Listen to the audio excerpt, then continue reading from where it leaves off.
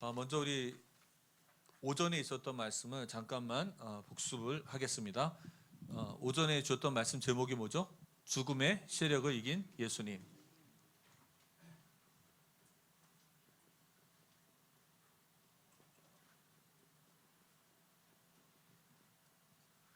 자, 오늘의 말씀은 죽음의 세력을 이긴 예수님.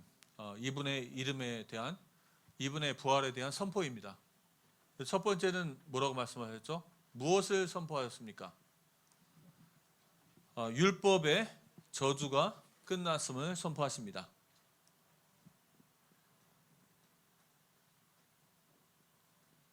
율법의 저주가 끝났음을 선포하셨죠.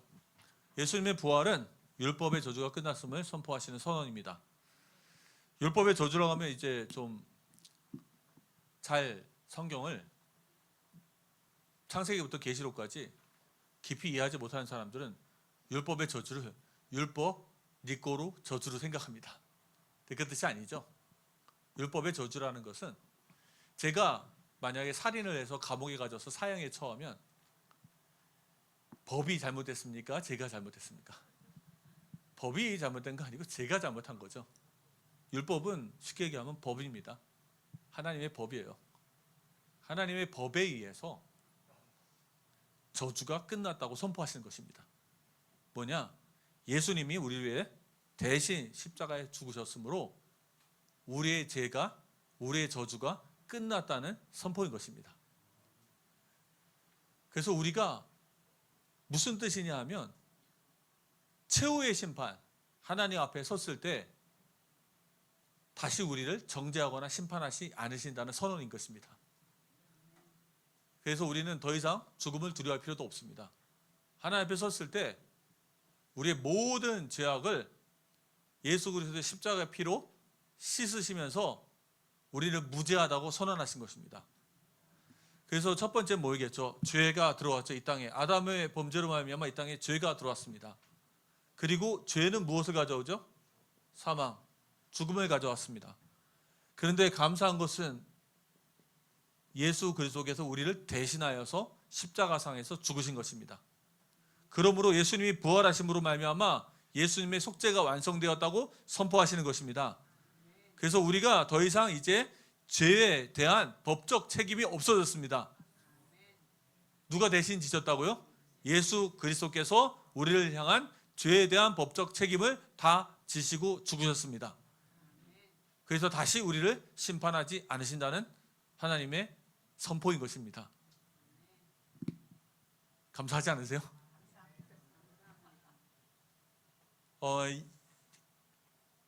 죄책이라고 하잖아요. 죄책이 뭐냐면 죄에 대한 법적 책임을 말하는 거예요. 우리가 져야 되는데 누가 대신 지셨다고요? 예수 그리스도께서. 두 번째입니다. 또 무엇을 선포하셨습니까? 선포하셨는데요. 새 생명을 선포하였습니다. 이 부활은 새 생명의 선포입니다. 자, 부활은 끝이 아니고 뭐죠? 시작입니다. 예수님은 죽음에서 부활하셨죠. 그리고 이 죽음은 어떻게 해요? 의인을, 죄 없는 자를 삼킬 수 없습니다. 죽음은 죄인을 삼킬 수 없습니다. 쉽게 말하면 죽음은, 사망은 의인을 삼킬 수 없습니다. 그리고 예수 그리스도는 그래서 다시 죽지 않으시고 지금도 살아계십니다. 재밌는 사실이 있죠? 혹시 그 죽은 사람이 일어났다는 소식 들어보신 적 있으십니까? 없으세요? 있습니다. 저도 들어봤어요. 그리고 TV 보면 그런 거 많이 나옵니다. 막 관속에 묻는데 갑자기 사람이 땅땅땅땅 살려달라고 꺼내보니까 살아났어요. 죽은 사람이. 근데 그 사람 또 죽었죠. 문제는 그겁니다. 또 죽은 거예요. 왜 또 죽었습니까? 죄가 있어서. 또 죽은 거예요. 예수님은 죄가 없으십니다. 우리 죄를 대신 지고 돌아가신 거예요. 그래서 부활하셔서 또 안 죽으셨습니다. 예수님은 지금도 살아계십니다.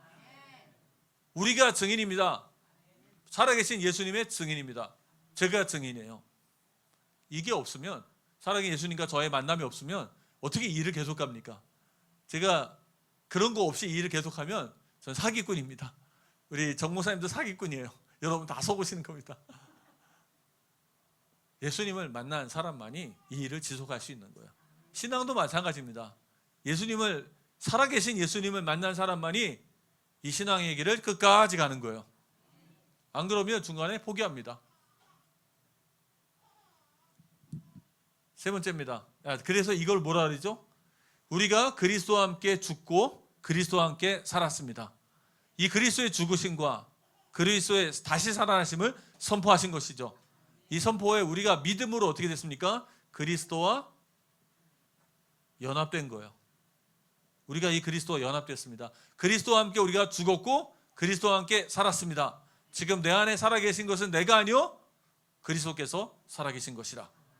그러면 우리는 그리스도를 생명의 주로 모시고 삽니다. 이게 그리스도인의 삶이죠. 세 번째는 뭡니까? 세 번째는 그래서 선포하십니다. 또 어떤 선포예요? 이 부활은 선포입니다. 다 옆에 사람과 함께 인사하겠습니다. 부활은 하나님의 선포입니다. 무슨 선포예요? 여러분이 죽었다는 선포입니다. 여러분이 살았다는 선포입니다. 여러분의 모든 저와 제 죄와 그의 저주가 끝났다는 선포입니다. 여러분이 다시 새 생명을 얻었다는 선포입니다. 자, 그렇다면 이제는 세 번째는 무엇입니까? 우리에게 이제 새로운 산 길을 선포하셨습니다. 새롭고 산 길. 이 새롭고 산 길은 어떤 길입니까? 산실이 아니고 산길이죠. 말도 꼬이더니 글도 꼬입니다. 산길. 이거는 무엇입니까? 우리도 죽음을 이길 수 있습니다. 우리도 죽음을 이길 수 있습니다. 무슨 얘기입니까? 우리도 부활합니다. 부활하는 사람은 죽는 것을 두려워하지 않습니다. 우리가 두려워하는 것은 어떻게 죽냐인 것입니다. 그래서 저도 그렇게 늘 생각해요. 하나님, 제가 병 걸려 죽지 않게 해주세요. 사고 쳐 죽지 않게 해주세요.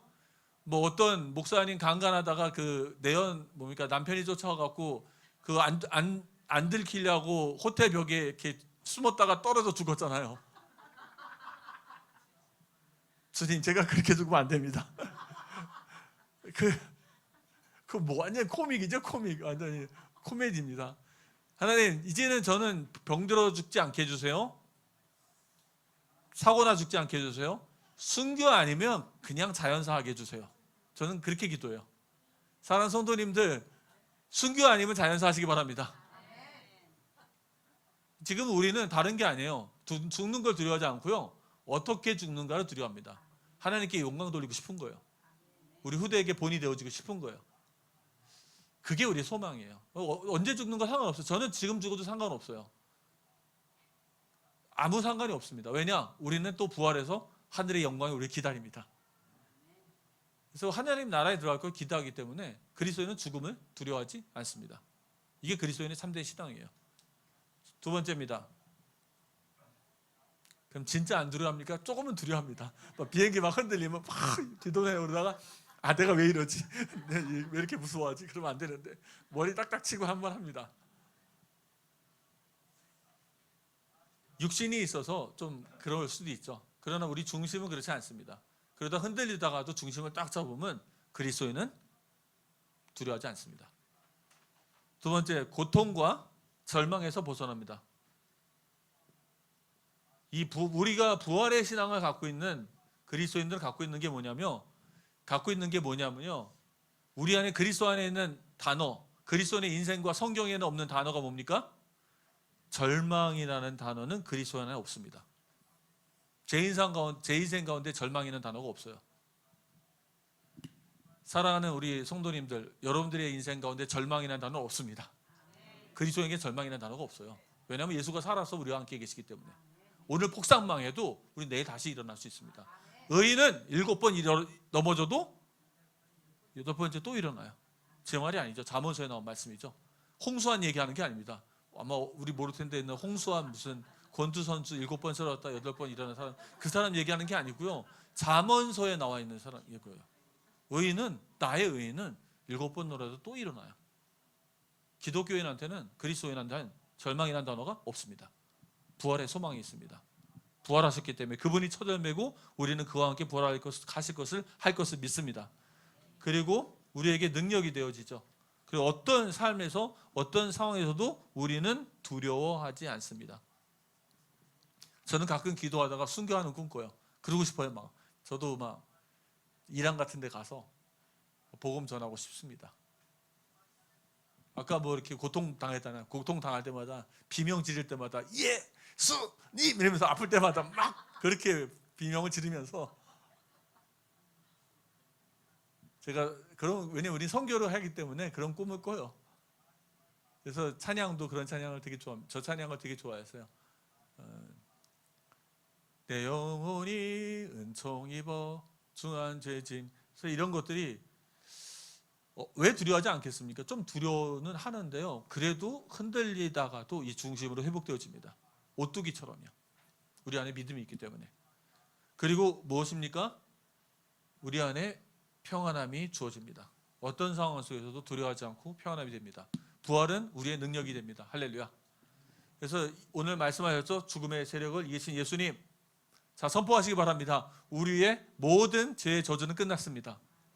하나님이 더 이상 우리에게 법적 책임을 묻지 않으십니다. 하나님이 우리의 죄를 해가 동에서 서로 먼 것 같이 우리의 죄를 영원히 기억지 않으십니다. 우리 스스로 죄에 대해서 부끄러움은 가져야 돼요. 그것도 없으면 양심에 화인을 맞게 돼서 이상하게 되고요. 하지만 법적인 책임은 다 끝났습니다. 우리는 죄에 대해서 부끄러움은 갖고 살아야 돼요. 자, 그리고 두 번째 뭡니까? 무엇을 선포합니다? 우리는 이제 새 생명을 얻었습니다. 자, 세 번째입니다. 무엇을 선포합니까? 우리는 이제 부활할 수 있습니다. 그래서 부활은 우리에게 능력이 되어집니다. 이 말씀을 이번 주에도 잘 묵상하고 승리하시기 바랍니다. 자, 저번에 제가 말씀드렸죠. 구원의 서정이라고. 자, 우리 함께 외워보죠. 제가 계속 반복해서 말씀드릴 거예요. 이게요, 여러분들이 어느 정도까지 돼야 하냐면 여러분 다른 사람을 가르칠 수 있어야 돼요. 근데 아직 그렇게 안 되실 거예요. 제가 이야기하면 머리는 이해되는데 지나면 다 잊어버리실 겁니다. 그래서 계속 반복하는 거예요. 자, 구원의 서정의 첫 번째는 뭐였죠? 소명. 소명이 뭡니까? 하나님이 나를 부르시는 거예요. 부르시는데 이 소명은 뭐 사명, 소명, 소명이 아니고요. 하나님이 말씀을 우리에게 주시는 거예요. 말씀으로 우리를 부르시는 겁니다. 근데 말씀으로 부를 때 우리 안에 누가 역사하냐면 성령이 역사하면서 우리 안에 중생의 역사가 일어납니다. 중생이 뭡니까? 내 마음속이 딱딱한 마음이 어떻게 돼요? 부드러운 마음으로 변화지게 됩니다. 강팍했던 마음이 부드러워져요. 하나님이 먼저 사람에게 작업하시는 거죠. 먼저 그 사람의 영혼에 작업을 해놓는 겁니다. 오늘 온 친구 있잖아요. 새로운 친구. 설득해서 사람이 올 수 있을까요? 하나님이 그 마음속에 이렇게 작업을 많이 해놓으신 거예요. 그러니까 이제 이게 쉽게 되는 거죠. 자, 그리고 소명하고 중생한 사람한테 하나님이 요구하시는 게 무엇입니까?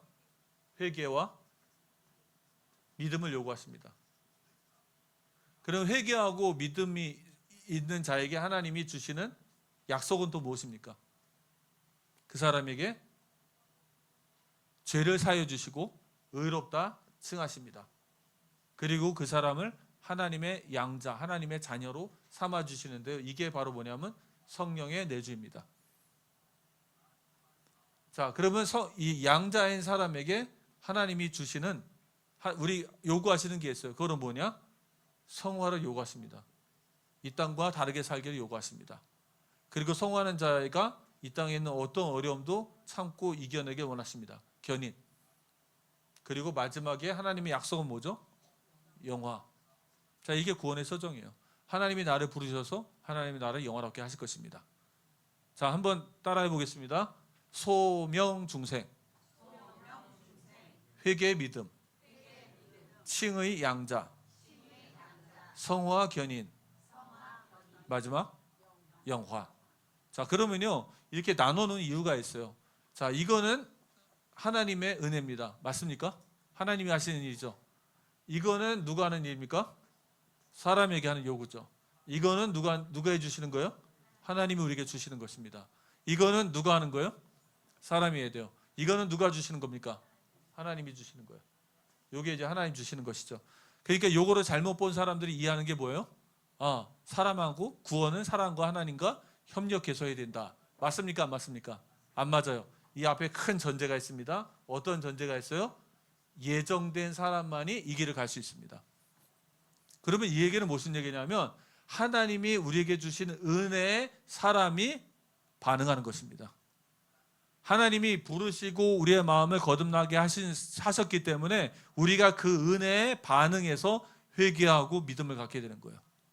그리고 하나님이 우리를 의롭다 하시고 우리 죄를 사해 주시고 우리 하나님의 자녀로 삼으시고 성령을 부어주셨기 때문에 그 은혜에 우리가 감사해서 성화의 길을 가는 것입니다. 그리고 이런 길을 가는 자에게 하나님이 우리에게 마지막 주실 영원한 약속, 하나님 나라, 부활과 영생의 약속을 주셨어요. 그래서 이게 우리가 가는 길입니다. 구원의 확신은 뭐예요? 이걸 구원의 확신이라 그래요. 무엇을 믿습니까? 하나님이 나를 부르셔서 나를 끝까지 하늘나라로 영원하게 이끄실 것이다. 소명부터 영화까지 하나님이 나를 지키실 것이다. 할렐루야. 이게 구원의 확신이에요. 하나님이 나를 지키시고 나를 끝까지 인도하실 것이다. 그래서 이 확신은 어떻게 합니까? 믿으면 믿을수록 깊어지는 거예요. 자, 그러면 보면은 내가 구원의 확신을 어떻게 하냐면 성경이 이것을 말해주고 있고요. 외적인 증거, 성경이 이것을 말해줍니다. 내적인 증거, 내 안에 있는 성령님이 내 안에 믿음을 주시고 이것을 확신하게 해주십니다. 그리고 삶의 증거가 있습니다. 내 삶이 진짜 이 길을 가고 있어요. 이 길에 있는 사람은 구원받은 자가 맞습니다. 근데 이 구원받은 자가 이 길에서 떨어질 수 있을까요? 없을까요? 예정된 자는 결코 이 길에서 떨어질 수 없습니다. 그런데 잠시 떨어질 수 있어요. 잠시 떨어졌지만 하나님이 그를 다시 부르십니다. 하나님이 그를 다시 붙잡아 오세요. 그 사람은 예정된 사람이기 때문에 하나님 그리스도의 양은 그리스도의 음성을 듣습니다. 그분의 음성을 들어요. 자, 우리 다시 한번 외우겠습니다. 외워보죠. 계속 반복합니다. 소명, 중생, 회개, 믿음, 칭의 양자, 성화, 견인, 영화. 하나님은 우리를 부르셨고 끝까지 책임지십니다. 구원의 확신을 갖는 예수의 모든 식구들 되시기 바랍니다. 여기서 살짝 빗나간 사람들 정지하지 마십시오. 가서 다시 한번 하나님의 은혜의 말씀을 전하십시오. 다시 부르세요. 돌아옵니다. 돌아옵니다. 예정된 자들은 다 돌아옵니다. 이 길을 갈 것입니다. 자, 그럼 오늘은 이제 말씀을 전하는데 저번에 저희가 이제 과를 정리했잖아요. 10과입니다. 10과를 정리했는데요. 저희가 다시 다 정리하고 있고 조금 있으면 다 정리가 끝날 것 같아요. 다음에 이제 책으로 드릴 텐데요. 우리가 이제 저번에 했던 것이 5과였는데요. 뭐냐면 새 생명입니다. 그럼 새 생명은 무엇을 얘기했을까요? 칭의와 양자를 말씀드린 거예요. 그리고 오늘은 어떤 부분에 대해서 얘기할까요? 오늘은 새 생활입니다. 새 하나님의 명령, 사람에 대한 요구, 그죠? 무엇입니까? 성화와 견인에 대해서 얘기합니다. 그런데 이걸 어떤 각도로 얘기하냐면요. 성화와 견인인데 오늘은 하나님의 나라의 각도로 얘기할 것입니다. 구원받은 사람은 마귀의 나라에서 하나님의 나라로 옮겨준 줄 믿습니다. 그래서 이제는 하나님의 나라의 백성으로 사는 거예요, 저희들은. 그래서 새로운 삶, 생명을 얻은 새로운 삶, 그리스도인의 삶들은 다 이 길을 가야 합니다. 자, 이 성화와 견인의 결국은 영화의 길을 가는데요. 오늘 이제 교재를 보겠습니다. 교재를 보면 첫 번째 제목이 무엇이죠? 함께 읽겠습니다. 하나님의 명령, 새 생활. 나는 어떻게 살아야 되는가? 구원받은 사람이 어떻게 살아야 될지에 대해서 얘기하고 있습니다. 이것이 무엇이랑 관계가 있다고요? 하나님의 나라와 관계가 있어요. 그래서 창세기 1장 28절 우리 나와 있는 구절 모두 함께 읽어 보시겠습니다. 하나님이 그들에게 복을 주시며 하나님이 그들에게 이르시되 생육하고 번성하여 땅에 충만하라. 땅을 정복하라. 바다의 물고기와 하늘의 새와 땅에 움직이는 모든 생물을 다스리라 하시니라. 사람을 하나님의 대리 통치자로 세우신 것입니다. 무엇을 하시기 원하시는 거예요? 하나님의 나라를 세우시기 원하는 것입니다. 하나님이 통치하시는 나라, 하나님의 가치가 실현되는 나라, 그것을 세우기 원하신 것이에요. 그거를 놓쳐버렸죠. 죄 때문에. 우리는 이제 그것을 다시 회복한 것입니다. 하나님 나라의 가치를 위해서 사는 거예요. 그래서 4가지로 정리를 했어요. 우리 보겠습니다. 1번이 뭐였죠? 하나님 나라의 가치의 실현. 우리의 삶은 나의 개인적인 삶이에요. 나의 개인적인 삶 속에서 하나님의 나라의 가치를 실현하는 삶을 살아야 합니다. 그리스도인은 하나님의 나라의 가치를 실현하는 삶을 살아야 되고요. 2번째는 무엇입니까? 하나님 나라의 영역을 확장하는 삶을 삽니다. 그리고 3번째는 뭐예요? 하나님의 나라의 유업을 소망합니다. 하나님 나라에 들어가길 원하는 거예요. 이 땅의 가치를 위해 사는 것이 아니고요. 하나님 나라에 들어가길 위해 노력하며 사는 것입니다. 네 번째는 그 안에 무엇이 있습니까? 하나님 나라를 위한 뭐가 있어요? 영적인 싸움이 있습니다. 자, 이 네 가지를 하나하나 살펴보겠습니다. 먼저 서론에 대해서 우리 한번 읽어보겠습니다. 시작. 예수 그리스도의 구속으로 우리는 값없이 의롭다 하심을 받고 성령을 받았으며 새로운 생명을 얻었습니다. 이제부터 우리는 새로운 삶을 시작하며 하나님과 교제하고 하나님의 나라를 세우는 일에 헌신합니다. 그 과정에서 영적 전쟁을 겪게 되지만 주님을 의지하면 반드시 승리할 수 있습니다. 아멘. 반드시 승리합니다. 사랑하는 성도님들, 반드시 승리합니다.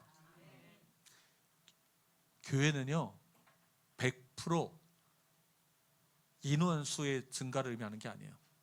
교회는 영적인 생명의 성장을 의미합니다. 그리고 인원수의 증가도 뭘 의미하냐면요, 불신자가 예수를 믿는 걸 의미합니다.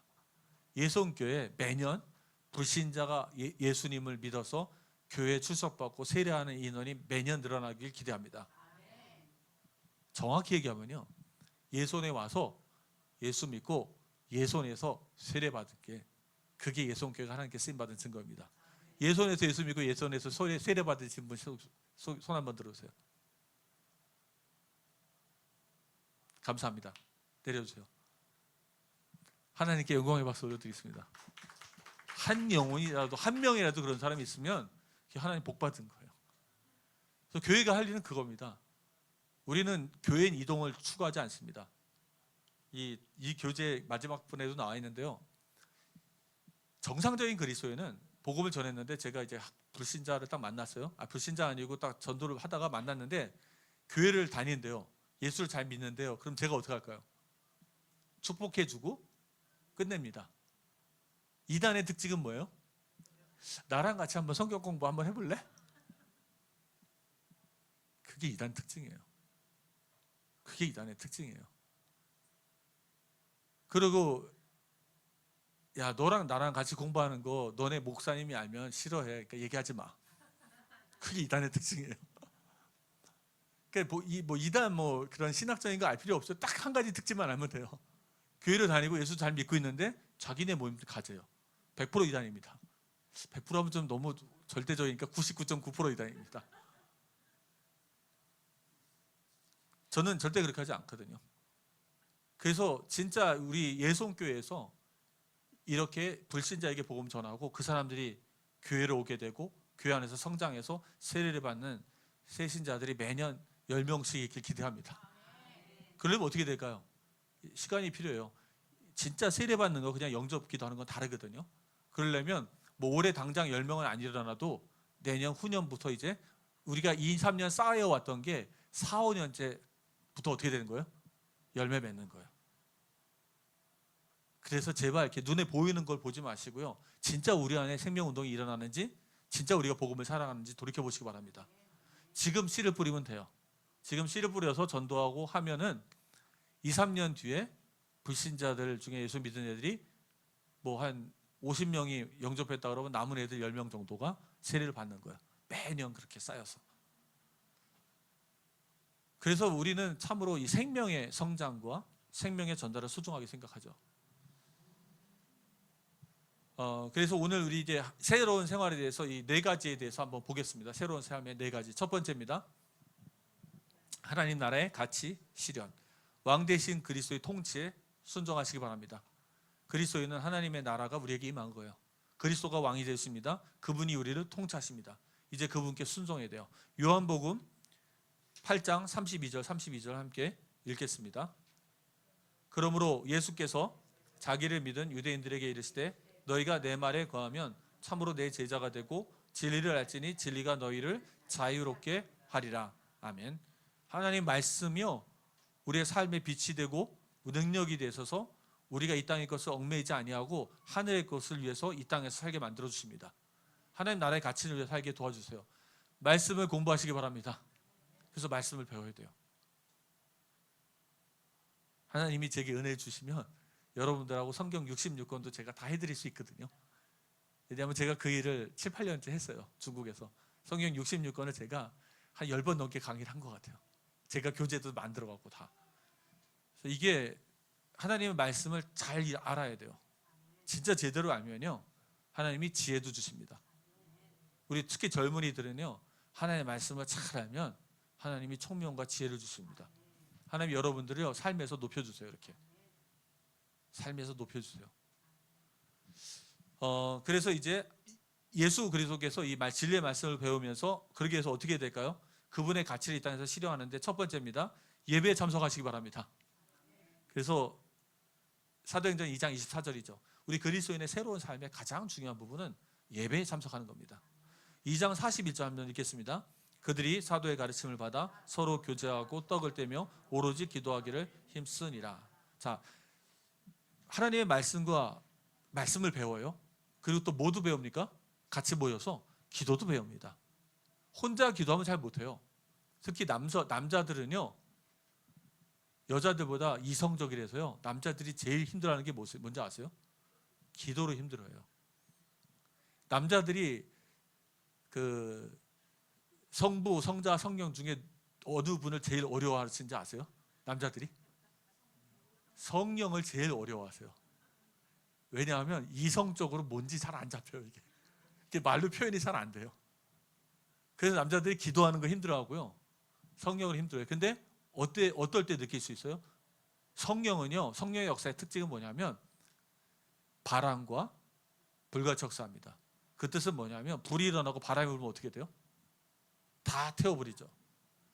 그래서 남자분들이 뭘 경험해야 되냐면 함께 기도하는데 성령의 불이 붙는 거예요. 그래서 그들의 마음속에 막 뜨거움이 생기는 거예요. 기도가 생깁니다. 근데 혼자 집에 와서 좀 몇 마디 하면요, 뭘 하지? 멍해져요, 그냥. 그래서 제가 말하는 건 처음 믿는 남자들. 그래서 이제 새신자들이 남자들을 도와줄 때는, 그래서 이게 중요한 거예요. 뭐냐면 예배에 참석해서 함께 말씀을 공부하고 함께 기도하는 거예요. 그래서 우리 다락방 교회가 좀 잘못한 게 뭐냐면 교회가 학교처럼 변한 거예요. 그러니까 강의하고 수업 듣고 그냥 가요. 그러면 안 되거든요. 기도해야 됩니다, 같이. 그래서 막 포럼하고도요, 같이 기도해야 되고요. 막 기도하고 또 뭡니까? 다른 신자들과 교제도 해야 돼요. 그래서 마음에 있는 얘기도 하고요, 내가 어려운 얘기도 하고요, 그 다음에 내가 잘 이해가 안 가는 것도 얘기하고, 포럼할 때 제발 포럼할 때 포장하지 마시기 바랍니다. 잘 이해 안 됐으면 이해 안 됐다 그러고요. 그리고 잘 모르는 거 있으면 물어보세요. 포럼할 때 물어보는 것도 모르면 물어보는 거예요. 아니면 나 오늘 들었는데 내가 집안에 그 가스불을 안 끄고 온지 내가 걱정이 돼서 집중을 못해서 내가 잘 못 들었어. 그럼 한번 설명 좀 해줘. 다른 사람한테 그렇게 물어보는 거예요. 그게 포럼이에요. 그래서 포럼을 자유롭게 해주시면서요, 교제하시기 바랍니다. 예배에 참석해서 우리 믿음이 성장할 수 있습니다. 다 두 번째입니다. 뭐예요? 말씀을 묵상하는 거예요. 여호와의 말씀은 주야로 묵상합니다. 매일 정해진 시간에 말씀을 읽고 묵상하여 하나님과 교제합니다. 말씀 묵상의 목적이 뭡니까? 하나님과 교제하는 거예요. 하나님 살아계십니다. 우리와 함께 계십니다. 그러니까 말씀을 묵상하면서 어떻게 해야 돼요? 기도해야 돼요. 하나님, 이 말씀을 통해서 내게 어떤 깨달음을 주시겠습니까? 물어보셔야 돼요. 물어보면 하나님이 대답해 줄까? 안 대답해 줄까요? 대답해 주십니다. 자, 살짝 피곤해지죠? 졸릴 시간이죠? 정신 바짝 차려주시고요. 자, 이렇게 고개도 좀 흔들리시고 어깨도 좀 흔들리고 스스로 좀 자기를 조절하시기 바랍니다. 자, 세 번째 뭐예요? 정시기도예요. 아침, 점심, 저녁에 3번 기도하면서 하나님과 교제합니다. 기도의 목적도 뭐예요? 교제입니다. 그러면 어떻게 해야 되겠어요? 솔직하게 기도하세요. 그리고 또박 기도하세요. 그 입을 안 열고 머릿속으로만 기도하다가 머릿속에 수만 가지 생각이 납니다. 기도하다가 갑자기 목포도 갔다 오고요, 기도하다가 갑자기 저쪽에 이상한 데 갔다 옵니다. 그러니까 어떻게 해야 돼요? 또박 한마디 내뱉으시면서 기도하세요. 또박. 그리고 정신이 돌아가면 탁탁 머리 치시고요, 다시 정신줄 잡아와서 하나님을 향해서 또박 기도하시기 바랍니다. 해보세요. 이렇게 아침, 점심, 저녁으로. 이런 구절 옛날에 못 찾으셨죠? 한번 보겠습니다. 55장 17절. 시편 55장 17절에 나와 있습니다. 함께 읽겠습니다. 저녁과 아침과 정오에 내가 근심하여 탄식하리니 여호와께서 내 소리를 들으시리로다. 아멘. 딱 3번을 넣고 기도하죠. 10분이라도 좋습니다. 또 봐. 여러분이 갖고 있는 생각과 고민과 고통과 질문을 하나님께 물어보시기 바랍니다. 그리고 물어보고 기대하세요. 여러분, 기도 응답을 기대하시기 바랍니다. 하나님이 응답하십니다. 저희 산모 기도가 되게 영험하거든요. 이렇게 하면 불경스러운 표현인데 되게 응답이 잘 와요. 오늘도 사실은 어제도 비 왔잖아요. 며칠 전에 우리가 일기예보를 딱 보니까 오늘 비 오는 날이더라고요. 저는 기도 안 했는데 우리 사모는 비 안 오게 해달라고 기도한 거예요. 새신자들 안 올까 봐. 근데 아침에 오는데도 햇빛이 잠깐 났다가 딱 보니까 구름이 쫙 꼈더라고요. 그래서 저희 아내가 기도한대요. 그래서 내 옆에서 막 기도하더라고요. 그래서 내가 볼 때는 안 될 것 같은데, 남자들은 이성적이잖아요. 이게 웬일입니까? 한 30분 지났는데 햇빛이 쫙 나는 거예요. 기도하고 기대하시기 바랍니다. 이게 뭐 사리사욕을 위해 기도한 겁니까? 하나님의 영광을 위해 기도한 것이지. 중요한 것은요, 이거 얘기가 길어지는데 중요한 거는요, 여러분, 기도의 목적과 동기가 제일 중요합니다. 조금 이따도 얘기할 텐데요. 길게 얘기하자면 되게 긴 얘기인데, 모든 걸 선택하잖아요. 사랑하는 성도님들, 선택하실 때요, 선택의 동기와 목적이 제일 중요합니다. 기도도 응답되고 안 되고가 중요한 게 아니고요, 솔직히 기도하는 동기와 목적이 제일 중요해요. 만약에 하나님이 그 기도에 응답을 안 해주셔도 그 응답, 그 기도의 동기와 목적이 선하면요, 하나님이 그 사람 굉장히 축복해 주십니다. 저는 그 증인이고요. 선택도 마찬가지입니다. 뒤에도 나오는데요. 그래서 정식기도도 하시고요. 4번째가 뭐냐면 가치 선택이죠. 너희는 먼저 그의 나라와 그의 의를 구하라. 모든 것은 선택입니다. 삶의 모든 것을 염려를 맡기고 삶의 영역에서 뭘 선택합니까? 하나님 나라의 가치를 선택하시기 바랍니다. 뭐가 하나님 나라의 가치예요? 그래서 배우라는 거예요, 말씀을. 그래서 말씀을 공부하셔야 됩니다. 안 그러면 몰라요. 뭐가 하나님 나라의 가치인지 몰라요. 혼인이 왜 중요한지 아세요? 결혼이 왜 중요한 것 같습니까? 그 가치를 알아야 됩니다. 돈이 왜 중요하고 소중한 거예요? 그 가치를 알아야 돼요. 모든 것의 가치를 알아야 됩니다. 하나님 나라의 가치를 알아야 되는 거예요. 그래서 그 가치를 선택하는 거예요. 그 가치를 선택할 때 하나님이 굉장히 크게 축복해 주세요.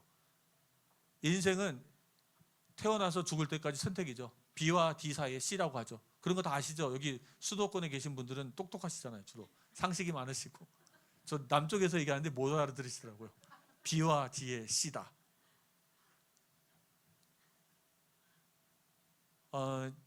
선택인데요.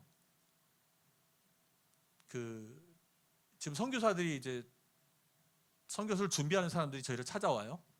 제가 선교 선배니까. 그럼 이 사람들이 얘기를 하면 이 선택, 저 선택 있죠. 나라를 선택하고 뭐 선택을 하잖아요. 선택을 쭉 얘기를 하면 대부분 다 이제 애들 걱정하고 뭐 자기 이런 걱정, 이런 현실적인 문제를 쭉 돈, 현실적인 거 쫙 얘기해요. 그래 놓고 이런 선택, 저런 선택 얘기하더라고요. 결론은 무엇일까요? 어느 나라를 가든 어떤 선택을 하든 왜 선택하냐가 제일 중요해요. 진짜 복음을 위해서, 하나님 나라를 위해서 선택하는 건지 아니면 애를 위해서 선택하는 것인지. 우리 대학 청년 여러분들 조심하셔야 돼요. 대학 청년들도 결혼해갖고 애 낳으면 애가 금방 우상됩니다. 그 엄마들이요, 애가 금방 우상돼요. 선택, 모든 선택이 다 애들로 갑니다. 그리고 연애하면 또 누구로 가요? 연애하면 이제 연애 대상자로 갑니다. 그 사람이 내 선택의 기준이에요. 결혼하면 또 바뀌고요. 계속 옵니다. 그런데요, 죄송한데 축복을 못 받습니다. 제가 말하는 축복은 내생이 아니고 금생의 축복이에요. 이런 선택들은 다 여러분의 경제와 여러분의 직장과 건강과 다 연결되어 있습니다. 진짜 하나님께 섬기고 하나님 나라의 가치를 위해서 선택하는 자에게 하나님이 많은 복을 주십니다. 동기가 문제예요.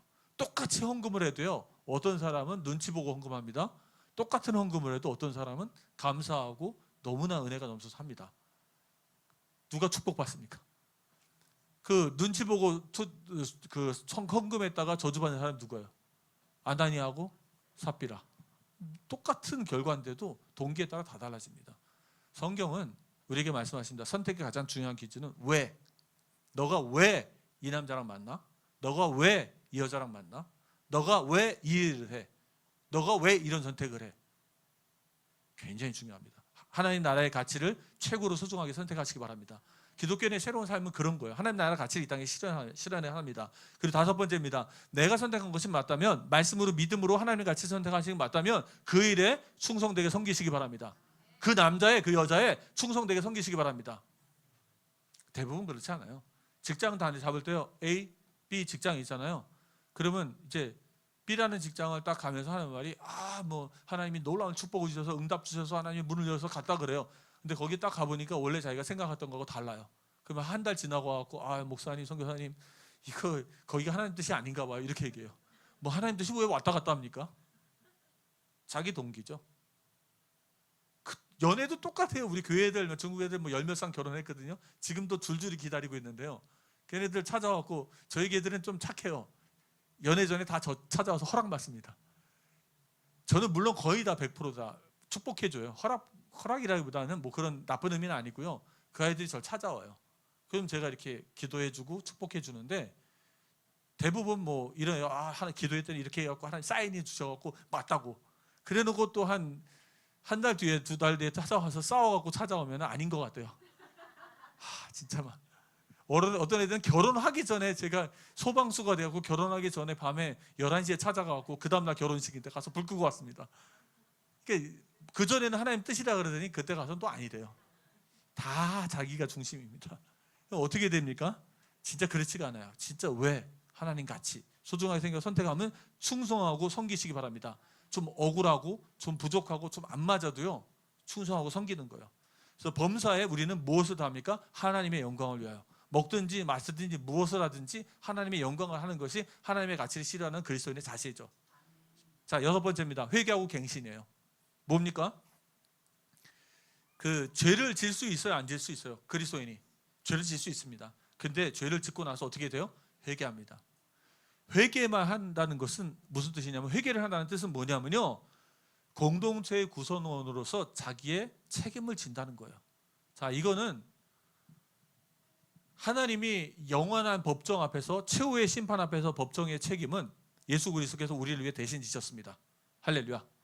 지옥 가진 않아요. 그런데 이 땅에서 사람과 관계 속에서 우리가 책임을 져야 되는 거예요.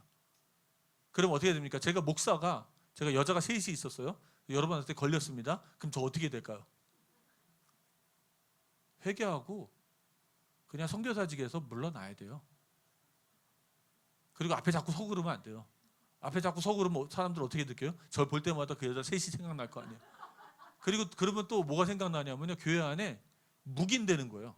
뭐가 묵인이 돼요? 아무 여자나 만나도 된다. 목사님도 그랬다. 이제 묵인되는 거예요. 그래서 다락방 그렇게 하잖아요. 다 묵인되고 누룩처럼 번져가고. 그래서 사실은 책임을 져야 합니다. 그걸 뭐라면 징계라고 얘기합니다. 그 부분도 이제 권징이라고 이제 교회에서 하는 건데, 그런 부분이 말씀드리고요. 회개와 갱신이 있습니다. 그리고 일곱 번째 뭐예요? 사랑의 실천이 있습니다. 그래서 서로 사랑해야 돼요. 우리가 막 싸우고 치고받고 싸우면 세상 사람들이 예수 안 믿습니다. 교회는 무조건 사랑으로 하나 되어져야 돼요. 그런데 중요한 거는 뭐냐면, 하나님의 나라의 사랑을 한번 읽겠습니다. 하나님 나라의 사랑은 단순한 감정이나 관용이 아니라 죄를 미워하고 공의를 세우는 거룩한 사랑입니다. 우리가 오랫동안 안 본 말씀이 있죠. 고린도전서 13장. 사랑은 뭔 얘기합니까? 사랑은 언제나 오래 참고 뭐 시기하고 질투하지 않으면 뭐예요? 성내지 아니하고, 또 뭡니까? 그 불의를 즐거워하지 않는데요. 자, 그리스도인의 사랑은 공의를 세우는 사랑입니다. 세상 사람들과 달라요. 우리 자녀를 사랑하기 때문에 주일 예배 나오지 않고 가서 열심히 영어 공부해서 좋은 대학에 보내시길 바랍니다. 맞습니까? 전혀 안 맞죠? 전혀 맞는 얘기가 아니에요. 근데 그렇게 해요, 많은 사람들이. 그래서 하나님이 살아계심을 경험하지 못합니다. 그리고 동시에 그런 내적인 거고요. 우리 공의를 그래서 이제 사랑이 하는데 공의를 세우는 사랑이라는 것을 꼭 기억해 주시기 바랍니다. 그래서 이거를 그 righteousness, 하나님의 의라고 얘기하는 거예요. 공의도 있고 사랑도 있고. 그리고 동시에 이 사랑은 어떤 거예요? 용서와 배려, 나눔과 돌봄으로 구체적으로 드러내는 실천에는 사랑입니다. 연약한 자를 도와주는 사랑이죠. 근데 과부와 고아라고 다 도와주는 게 아니고요. 그러니까 우리 기독교인은 뭘 반대하냐면 나라 정책에 있어서 막 다 도와주는 거 반대합니다. 그럼 우린 그리스도인은 성경에 뭐라고 나와 있냐면요. 의지할 것 없는 고아와 과부를 도와주라고 얘기해요. 자생 능력이 없는 거. 우리가 안 도와주면 죽습니다. 생명은 소중합니다. 하나님의 형상이에요. 그래서 우리가 도와주는 겁니다. 구제는 대가를 바라는 게 아니에요. 절대 우리 교회 이름을 내려는 것도 아니고 걔를 통해서 보상을 받으려는 심리도 가지면 안 됩니다. 구제는 무조건 다 나눠주는 거예요. 절대 보상을 기대해서는 안 됩니다. 그리고 구제는 어디다 보화를 쌓는 거예요? 그 사람이 우리한테 해줄 수 없기 때문에 하늘에 재물을 쌓는 행위입니다. 그래서 이것을 꼭 기억해 주시기 바랍니다. 그럼 우리가 해야 될까 말아야 될까? 해야 되는 거예요. 그러니까 자생 능력 있는 사람 도와줘야 돼, 말아야 돼요? 도와주는 게 아니에요. 누굴 도와주는 거예요? 안 도와주면 죽는 사람, 자생 능력이 없는 사람들을 도와줘야 되는 겁니다. 근데 이제 모두를 도와줘야 된다. 평등하면서 모든 사람에게 하는 것은 기독교인이 지지하는 정책이 아니에요. 왜냐하면 다 죽어요. 제가 얼마 전에 그 유튜브에서 들은 내용인데요. 청년들이 그 실업하면 실업금을 받잖아요. 그게 맞습니까? 뭐라 그러죠? 실업급여? 뭐 그걸 받잖아요. 그러면 한 7, 80만 원 되나? 그런데요. 그 정도 됩니까? 뭐 받는데요. 근데 한 사람이 얘기를 했어요. 직접 자기 얘기를 하더라고요. 18만 원 받고 거기다가 우울증을 자기가 다리 걸렸다고 의사한테 진단서를 뽑아서 우울증 그런 센터를 한 3개월을 다녀요. 그리고 그거를 나라에다 내는 동시에 또 한 7, 80이 나온답니다. 그럼 150 정도 돼요. 그리고 나서 가끔 이제 그 데모하는 데 있잖아요. 데모하는데 알바를 뜁니다. 그럼 거기서 한 7, 80 나온답니다. 200에서 250이 매월 보장돼요. 그리고 거기 참석하면 그쪽의 사람들은 고기도 사주고 인간처럼 대해준대요. 우리 그 소위 우파 쪽 사람들이 모여서 이렇게 너 똑바로 해라, 너 인생 제대로 살아 이런 얘기를 하지 않고요. 거기 가면은 괜찮다, 우리 나 사랑해, 고기도 사주고 다 해준대요. 공의 없는 사람. 근데 제가 이 얘기를 다른 사람이 하는 얘기 아니고요. 이 일을 하고 있는 청년이 직접 인터뷰를 하는 거예요. 그러면서 그 주변에도 그런 애들이 많대요. 패미하는 여자들 애들 중에서 그런 애들 되게 많고 자기도 그렇고. 그러니까 걔네들은 그냥 집단으로 이 알바하러 다닌대요. 이거 하러. 그 돈이 다 어디서 나오는지 모르겠습니다. 어쨌든 간에 지금 우리가 하는 사랑의 실천은 무엇일까요? 우리가 하는 사랑의 실천은 공의를 세우는 실천이고요. 전혀 의지할 곳 없는 사람을 도와주는 실천입니다. 즉 우리가 해야 될 방향입니다. 그래서 이 땅에서 사랑의 실천, 하나님 나라의 가치를 실현하는 모든 예손의 성도님들 되시기 바랍니다. 그러니까 초신자부터 우리가 방향을 딱 잡아줘야 돼요. 이렇게 살아야 된다. 그리고 새 생활입니다. 두 번째는 하나님 나라의 영역을 확장하는데요. 왕 대신 그리스도의 통치 영역을 확장합니다. 그분이 날 통치하셨잖아요. 이 나에게 임했던 그리스도의 통치가 우리 아들에게 임해야 합니다. 우리 딸에게 임해야 되는 거예요. 그리고 누구한테 임해야 돼요? 다른 사람에게 임하는 것이죠. 첫 번째는 뭡니까? 외적 통치, 외적 확장이에요. 하나님 나라의 영역의 외적 확장입니다. 이게 뭐예요? 전도와 선교, 세계 선교입니다. 자, 두 번째는 뭡니까? 내적 확장이에요. 이게 뭐예요? 자녀에게 가르치는 거예요. 그래서 자녀들을 계속적으로 가르쳐야 합니다. 사랑하는 성도 여러분들, 자녀들에게 하나님 말씀을 가르쳐 본 적이 있으십니까? 우리 최 집사님 가르쳐 보셨어요? 포럼 가르쳐 주셔야 돼요. 특히 아버지들이 가르쳐 줘야 됩니다. 아빠들이 자녀에게 하나님 말씀을 가르쳐야 돼요. 실천하시기 바랍니다. 지금 애들이 너무 커갖고 말을 안 듣죠. 모이기도 힘들고. 그러니까 어느 때 가르쳤어야 돼요?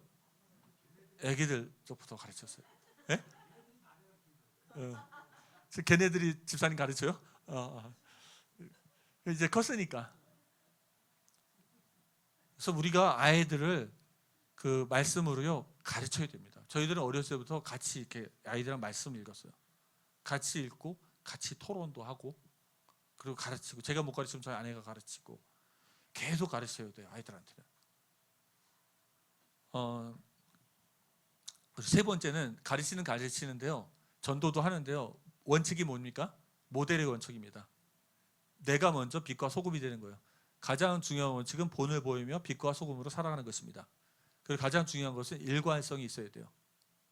아이들이 왜 부모님들이나 목사님들한테 실망하는지 아세요? 특히 목사 자녀들도 자기 아빠 목사한테 실망하는 이유가 왜 그럴까요? 그러니까 일관성이 없다는 거는 좋은 말이고, 나쁘게 하면 앞뒤가 다르다는 거예요.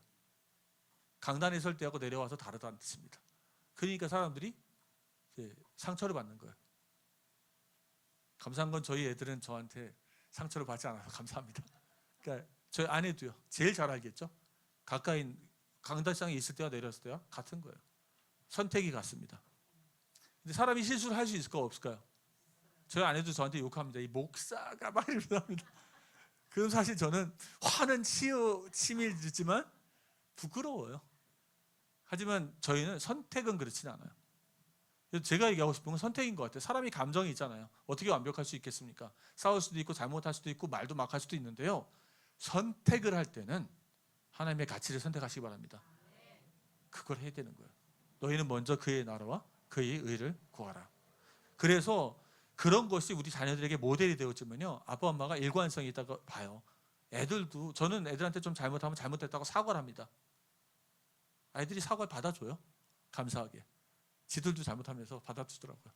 그래서 이런 부분들이 사실적으로 솔직하게, 그런데 선택해서 올바른 것을 계속 선택하면 아이들이 그걸 보고 자랍니다. 자, 세 번째입니다. 하나님 나라의 유업을 소망합니다. 이것도 너무 중요한데요, 왕 대신 그리스도께서 약속하신 하늘의 유업을 소망합니다. 베드로전서 1장 33절에서 4절 함께 읽겠습니다. 오른쪽에 있죠? 함께 읽겠습니다. 우리 주 예수 그리스도의 아버지 하나님을 찬송하리로다. 그의 많으신 긍휼대로 예수 그리스도를 죽은 자 가운데서 부활하게 하심으로 말미암아 우리를 거듭나게 하사 산 소망이 있게 하시며 썩지 않고 더럽지 않고 쇠하지 아니하는 유업을 있게 하시나니 곧 너희를 위하여 하늘에 간직하신 것이라. 아멘. 그래서 저는 하늘에 대한 소망이 있어요. 그래서 저는 오늘 죽어도 상관이 없어요. 저는 그렇습니다. 저는 저 믿음의 고백이고요. 그래서 우리 기독교인들은 하늘에 대한 소망을 갖고 사는 것입니다. 하나님이 우리에게 주신 것들, 기업들. 그래서 첫 번째는 뭐예요? 인내와 소망. 이 하나님의 나라 가치를 선택할 때 모두가 이 땅에서 100배로 축복을 받으면 얼마나 좋겠습니까? 근데 그렇지 않을 때도 있죠. 사랑하는 성도님들, 그렇습니까? 진짜 그리스도의 가치를, 하나님 나라의 가치를 선택했는데 하나님이 100배 축복해 주셨습니까? 그런 것도 있고 아닌 것도 있죠. 그러니까 아닌 것도 많을 때가 많아요. 그때 어떻게 돼요? 우리가 좌절하기 쉽죠. 그럴 때일수록 더욱더 하늘의 가치에 소망을 두시기 바랍니다. 그러면 이게 기대가 더 커져요. 그리고 내가 희생하는 게 아깝지가 않아요. 왜냐하면 나의 재물을 어디 쌓고 있어요? 하늘에 쌓고 있는 거예요. 그래서 인내와 소망이 있습니다. 세상의 욕망이 아니라 하늘의 소망으로 인내하는 삶을 선택합니다. 그래서 이 로마서 8장 24절 25절 보겠습니다. 우리가 소망으로 구원을 얻었음에 보이는 소망이 아니니 보는 것을 누가 바라리요? 만일 우리가 보지 못하는 것을 바라면 참음으로 기다릴지어다. 소망하고 인내하는 거예요. 이게 그리스도인의 삶입니다. 하늘의 가치를 소중하게 생각하고. 두 번째 뭐예요? 순결한 신부입니다. 고린도후서 11장 2절 함께 읽겠습니다. 내가 하나님의 열심으로 너희를 위하여 열심을 내노니 내가 너희를 정결한 처녀로 한 남편인 그리스도께 드리려고 중매함이로다. 아멘. 뭔 얘기입니까? 우리가 이제 거룩하고 성결한 신부가 되어야죠. 그러니까 하나님 나라를 소망하고 하나님 나라에 들어가기 원하신다면 어떻게 돼야 돼요? 죄를 멀리하고 정결함을 지키시기 바랍니다. 할렐루야. 이거 되게 중요합니다. 성경에는 술 취한 자, 간음하는 자, 음란하는 자, 도둑질하는 자는 하나님 나라에 들어가지 못한다고 얘기하고 있어요. 이게 무슨 얘기예요? 행위구원을 얘기하는 게 아니고요, 하나님 나라의 속성을 얘기하는 거예요.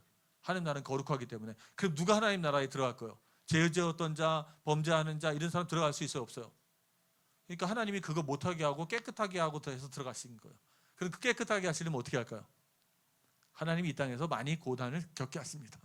그래서 많은 어려움들 속에서 그가 더 깨끗하게 성장하게 하셔서 들어가기도 하게 하세요. 그래서 우리는 죄를 멀리해야 되는 거예요. 자, 세 번째입니다. 굳건한 동력. 그래서 하늘나라에 소망을 두면 어떻게 되는 거예요? 성공해도 안일에 빠지지 않고 실패해도 소망을 잃지 않으며 늘 앞으로 나아갈 힘을 가집니다. 우리가요 올해 막 열심히 기도하고 전도하고 했는데 열매가 없으면 여러분들 좌절하십니까? 저는 안 좌절해요. 왜냐하면 제 동기는, 제 목적은 하나님의 영광을 위해서 한 겁니다. 너무나 순수하기 때문에 내 상급은 어디 쌓여져요? 하늘에 쌓여집니다. 그래서 저는 실망하고 좌절하지 않아요. 근데 우리는 그거 하기 쉽잖아요. 내가 한 사람을 위해서 얼마나 많이 애를 썼는데 저게 나를 배신하고, 이런 거 겪어보셨나요? 중국 애들 사역자들 보면 제 앞에서 막 쓰레기를 쏟아 놓습니다. 자기가 사역을 이렇게 하고 저렇게 했는데 뭐 이렇게 배신하고 저렇게 배신하고 말도 안 듣고. 죄송한데 여자분들이 많아요. 다 쏟아냅니다. 근데 옛날 같았으면 제가 또 직업근성으로 인해서 너 그렇게 하면 안 돼 그리고 막 야단칠 텐데, 지금 제가 많이 성숙해져서요 그 쓰레기를 다 받아줍니다. 그리고 위로해줘요. 그러면 지나면 또 다 끝나더라고요, 여자들은.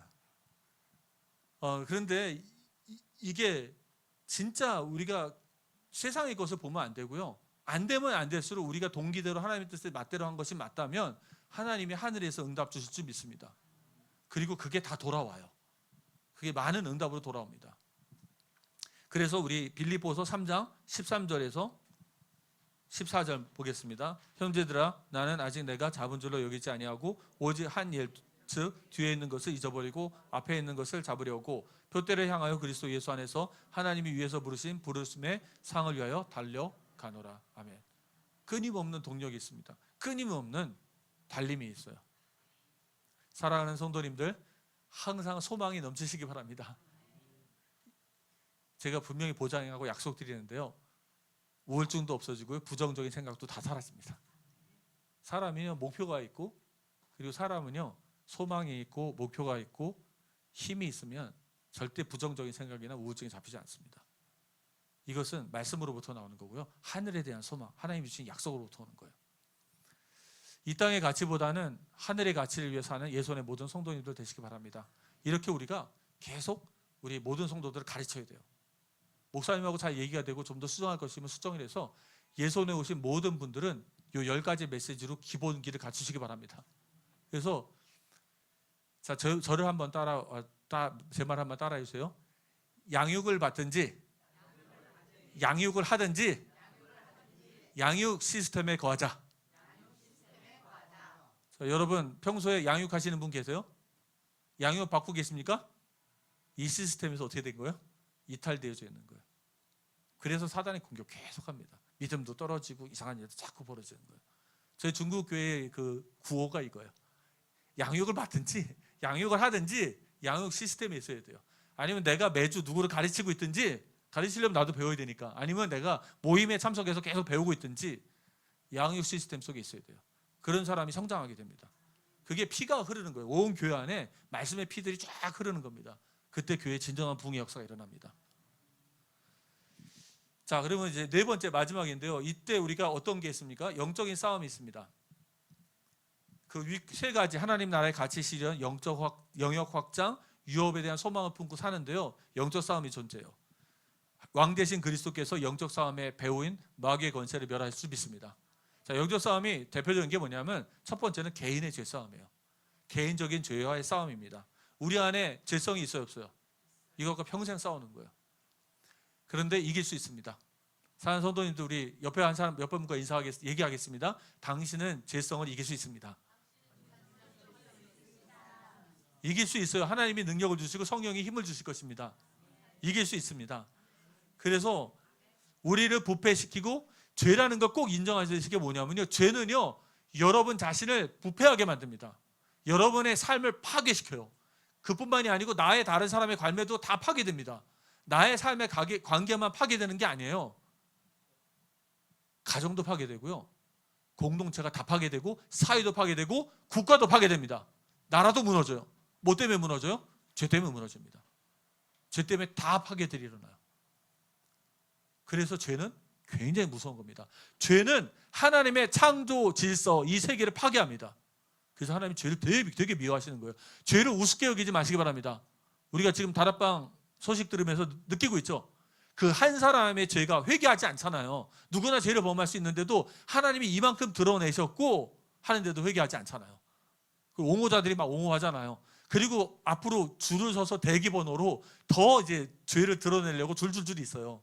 하나님이 그걸 막 드러내실 텐데 언제까지 부정하고 언제까지 이렇게 옹호하고 앉았겠습니까? 근데 그 한 사람의 죄를 말미암아 얼마나 많은 사람들이 상처를 받고 있는데요. 얼마나 많은 사람들이 교회 떠나고 무너지고, 우리 대학 청년들 교회도 나가지도 않고 신앙들이 다 무너지고 다 파괴하고, 기독교는 욕먹고 있고 다 파괴하고 있습니다. 그 죄가 보통 심한 그 죄인을 말하고 싶진 않아요. 그 죄는, 우리는 죄인은 사랑하되 뭡니까? 죄는 미워야 되겠죠. 이 죄가 사상력, 파괴, 살상력, 파괴력이 무지심합니다. 그리고 더 무서운 거는 죄는 전염력이 엄청 세요. 제가 여자 셋이 있으면요, 한 1년만 지나면 장로님들 여자 한두 명 다 생깁니다. 영적으로 다 전염이 돼요. 그렇게 돼요. 진짜 그렇게 돼요. 왜냐하면 이 메시지라는 거는요, 그냥 우편물이 아닙니다. 우편물이 아니에요. 그냥 읽고 끝내는 그런 택배가 아닙니다. 읽고 버리는 택배가 아니고요. 메시지는, 하나님의 말씀은 생명수와 같습니다. 이 생명수를 전달하는 이 수도관이 오염이 되면 메시지도 다 오염되는 거예요. 그 성경은 하나님의 말씀을 그냥 단순히 정보로 전시하는 게 아니고요, 이 메신저가 가진 사상과 생각과 그 안에 있는 영적인 모든 상태가 그 메시지에 그냥 묻어나가는 거예요. 다 오염돼요. 그러면 이렇게 나오는 거예요. 여자 만나고 안 만나는 게 중요한 게 아니야. 그리스도를 먼저 아는 게 더 중요해. 이게 말입니까? 사람의 말입니까? 이게 누구 말입니까? 도대체? 그러면 여자 만나라는 얘기예요? 말라는 얘기예요? 마약을 하는 게 중요하지 않고 안 하는 게 또 중요하지 않아요. 담배를 피우든 안 피우든 그게 중요한 게 아니야. 그리스도가 중요해. 그럼 피라는 겁니까? 말하라는 겁니까? 아니, 그럼 이거는 여자를 만나는데 마약을 하라는 거예요? 말하는 얘기예요? 다 새빨간 거짓말이고 오염된 말이에요. 왜 그럴까요? 그 말을 하는 사람들 자체가 이미 오염되어 있는 사람들이에요. 그게 쫙 나갑니다. 오염수들이 나가는 거예요. 계속. 그 안에 그래도 말씀으로 어느 정도 간직하고 있는 사람들이 그걸 이겨내죠. 그 안에 말씀으로 간직하지 않고 그것만 따라가는 사람들은 다 오염됩니다. 그 다락방 안에는 제가 볼 때는 유 목사님 메시지만 듣는 사람이 있을수록 그것만 따라가고 그것만 듣는 사람도 그 오염 정도가 심각한 거예요. 그 메시지만 하는 사람이 있을수록 오염 정도가 심각한 거예요. 그래서 사실은 이 개인의 죄, 이 부분을 우리가 이겨내야 합니다. 그럼 말씀을 배워야 되고 무엇이 죄인지 아닌지도 배워야 돼요. 우리가 죄를 이기고 안 이기기 전에 뭐부터 분별해야 될까요? 이게 된장인지 똥인지부터 구별을 해야 되죠. 이게 죄인지 아닌 것부터 구별을 해야 될 거 아닙니까? 그걸 이기는 힘은, 마약을 안 하는 게 하나님의 은혜고 마약을 하는 건 범죄다. 너를 파괴하고 너의 가정과 모든 사람을 파괴한다. 너의 힘으로 안 되지 그리스도의 힘으로 가능하다. 그게 복음이죠. 너의 힘으로 안 되지만 마약을 하고 안 하는 게 중요한 게 아니고 그리스도를 깨닫는 게 중요해. 하라는 겁니까? 말하는 겁니까? 이렇게 교묘하게 말을 돌려주고 있거든요. 사랑하는 성도님들, 하나님의 말씀을 배워주셔서 율법을 배워야 돼요. 율법 속에 하나님의 말씀이 나와 있습니다. 무엇이 옳고 무엇이 그른지 다 나와 있어요. 하나님의 말씀이 다 나와 있습니다. 그래서 그거를 배워야 되는 거예요. 아이들에게 가르쳐야 됩니다. 무엇이 옳고 무엇이 그른지에 대해서. 그것을 할 수 있는 능력은 성령님만이 우리에게 주십니다. 구원받은 자, 죄사함 받은 자에게 주신 성령의 능력으로 그것을 하나하나 이겨내고 완성해 갈 수 있어요. 자, 그리고 이제 두 번째입니다. 개인의 죄가요, 확장되어져서 어디까지 가냐면 사회적인 죄가 오는데요. 이거 진짜 큰일 납니다. 이러면 망조입니다. 이거를 망조라고 부릅니다. 한번 성경 구절 한번 읽겠습니다. 에스겔서 22장 26절에서 31절이죠. 함께 읽겠습니다. 그 제사장들은 내 율법을 범하였으며 나의 성물을 더럽혔으며 거룩함과 속된 것을 구별하지 아니하였으며 부정함과 정한 것을 사람이 구별하게 하지 아니하였으며 그의 눈을 가리워 나의 안식일을 보지 아니하였으므로 내가 그들 가운데서 더럽힘을 받았니라. 제사장이 누구예요? 영적 지도자죠. 근데 정함과 부정함, 속된 것과 거룩함 구별 안 해요. 뭔 얘기입니까? 제가 드린 말씀이요. 무엇이 똥이고 된장인지 얘기를 안 해줘요. 자, 27절입니다. 그 가운데 고관들은 음식물을 삼키는 일이 같아서 불이한 이익을 얻으려고 피를 흘려 영혼을 멸하거늘. 교회 안에 국회의원이 있습니다. 교회 안에 법원의 대판사들이 있습니다. 교회 안에 검사도 있어요. 그런데 그들이 자기의 이익을 위해서 일합니다. 세상에 탐심과 자기의 성공과 이익을 추구하는 거예요. 사랑하는 성도님들, 이게 나라가 망하는 지름길이에요. 나라가 망해가고 있다는 얘기입니다. 이때가 어느 때예요? 에스겔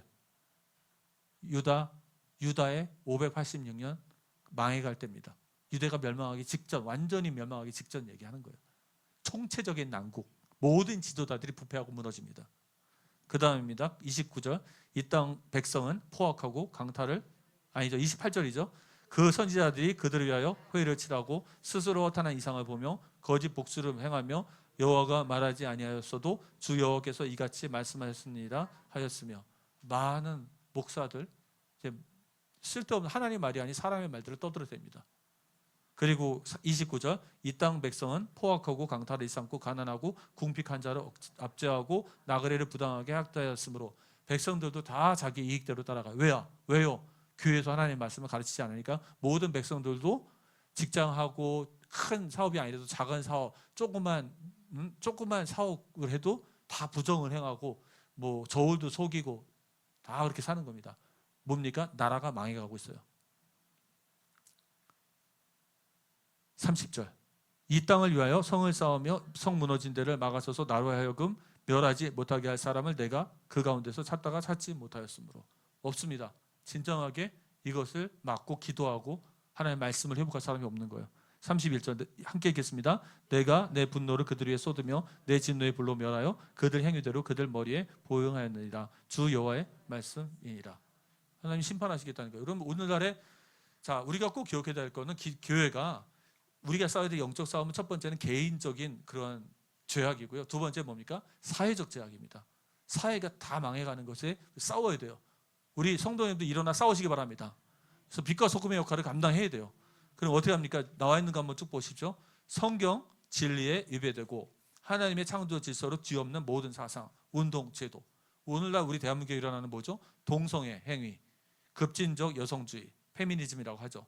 젠더 이데올로기, 급진좌파, 공산주의자, 이단과 사이비, 우상숭배, 주술과 미신, 각종 범죄 조직, 그리고 타락한 종교 지도자들과 부패한 정치 지도자들, 그것들만 있으면 문제가 되지 않아요. 그 뒤에 누가 있어요? 그들을 따르는 무리들은 모두 하나님의 율법과 공의를 대놓고 대적하며 하나님께서 세우신 사회의 근본을 허물고 결국 국가와 민족의 전면적인 붕괴를 초래합니다. 나라가 망해가는 거예요. 대한민국이 위기 속에 있습니다. 기도하시기 바랍니다. 우리가 기도해야 돼요.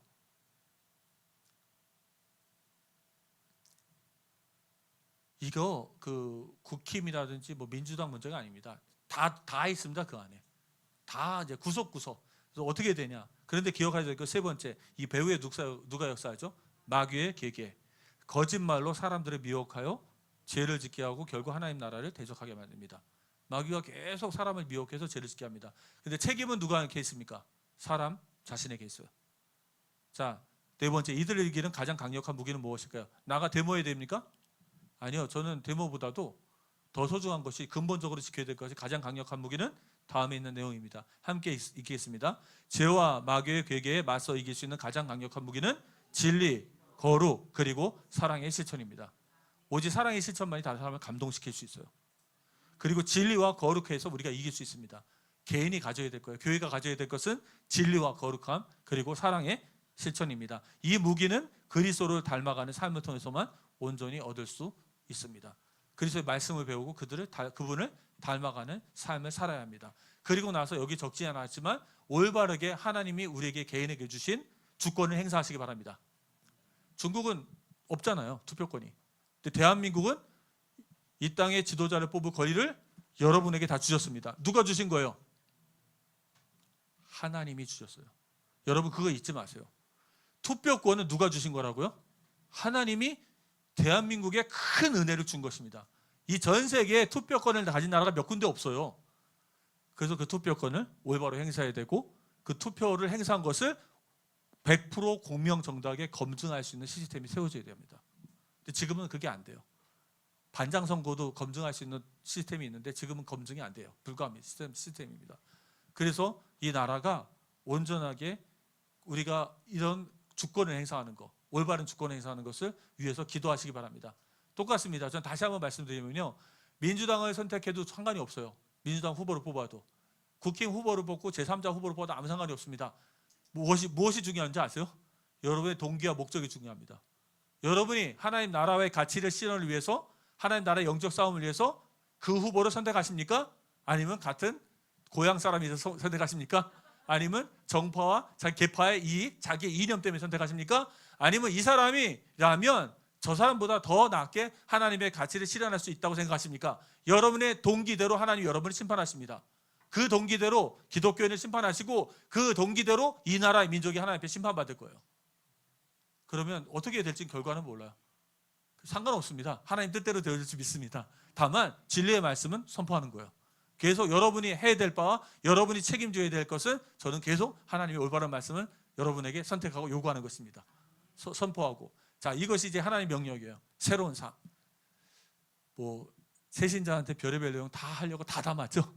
그런데 이렇게 생각한 거예요. 이거는 새신자한테 굳이 주기보다는 우리 교회, 예성교회나 저희 중국교회가 가장 모든 성도들이 갖고 있는 동일된 신앙과 실천의 사상들, 그런 내용들을 정리해 본 거예요. 1과부터 10과까지.